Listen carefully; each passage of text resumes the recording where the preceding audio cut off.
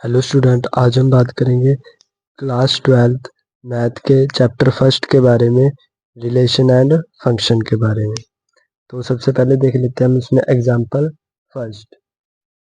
Late A B the set of all student of a boys school show that the relation R in A given R is equal to AB, A is the sister of B, is the empty relation।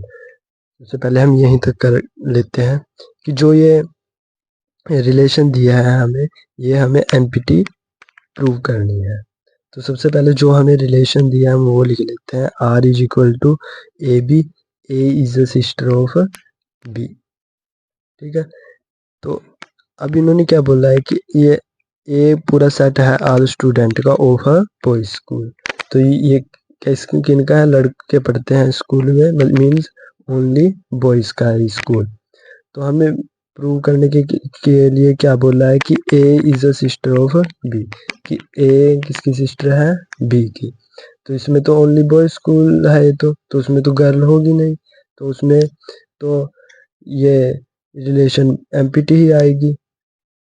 तो ये लिख लेते हैं हम clearly R is a empty relation. क्यों? क्योंकि ये school है, ये तो किनका है? बॉयज का स्कूल है। The school is a boys school. आपको ये वर्डिंग ध्यान में जरूर रखनी है, ये जरूर लिखना है। तो दैट इज हम लिख सकते हैं R is equal to empty. अब आगे ये तो हमने कर दी प्रूव। अब आगे देख लेते हैं क्या रिलेशन दिया उन्होंने। आर डैश क्या प्रूव करना है? A B the difference between height of A and B is less than 3 metre. A हम लेंगे सबसे बड़ा है जो, और बी लेंगे जो सबसे छोटा है हाइट में। तो उनका जो डिफरेंस आए वो 3 मीटर से कम ही आए। तो सबसे पहले तो हम क्या देखेंगे इसमें, इन्होंने बोला है इज द यूनिवर्सल रिलेशन।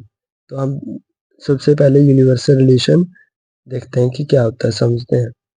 जैसे मैंने कोई सेट लिया ए, इसमें मैंने दो एलिमेंट रखे 5 और 6।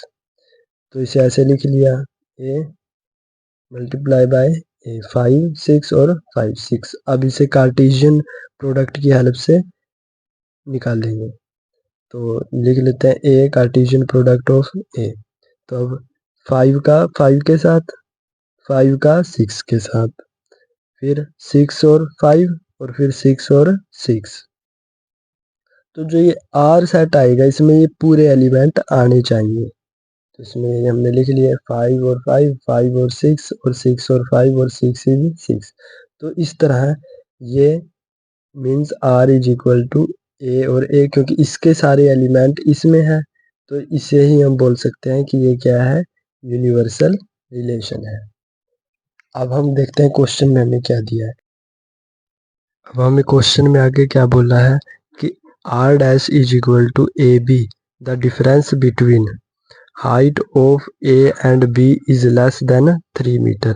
कि जो दो बच्चों की हाइट का डिफरेंस हो वो कितना हो? 3 मीटर से कम हो। और ये सारा क्या होना चाहिए? Is the universal relation. अब यूनिवर्सल रिलेशन तो मैंने आपको समझा दिया। अब उससे आगे क्या है कि 3 मीटर से कम होना चाहिए। अब हम देखते हैं कि 1 मीटर में कितना होता है? 3.2808 फीट होता है। तो 3 मीटर में कितना बैठ जाएगा? ये 9 फीट समथिंग बैठ जाएगा, 8 4। तो इतना तो पॉसिबल हो नहीं सकता, दो बच्चों की हाइट का डिफरेंस। अब जनरली देखते हैं हम कि एक बच्चे की हाइट कितनी हो सकती है? 5 फुट 6 फुट, ज़्यादा 6 फुट हो सकती है, इससे ज़्यादा तो नहीं सकती। तो इतना तो डिफरेंस हो ही नहीं सकता 9 फुट का दो बच्चों में। तो ये पहले ले लेते हैं हम R dash is equal to A B, A minus B. ये ऑलवेज क्या आनी चाहिए? लेस देन 3 मीटर आनी चाहिए। तो ये लिख लेते हैं हम आगे clearly R is a universal relation. क्यों है?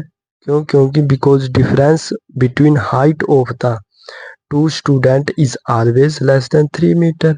ये मैंने आपको बता दिया। तो सारा इतना ही आएगा। किसी बच्चे का 4 फुट होगी हाइट ऐसा, तो और किसी की 5 होगी, तो ये सारा इसी में ही आ जाएगा। Is equal to R dash A Cartesian product of A is the universal relation. तो इस तरह ये क्या है, हमारे पास यूनिवर्सल रिलेशन है, क्योंकि सारों का इससे कम ही आएगा, इसमें 9 फुट से कम आएगा डिफरेंस। तो इसी कारण जो जितना भी डिफरेंस आएगा वो सारा 9 फुट से कम ही आएगा। तो इसी कारण ये क्या प्रूव हो गई हमारे पास कि ये क्या है, यूनिवर्सल रिलेशन है।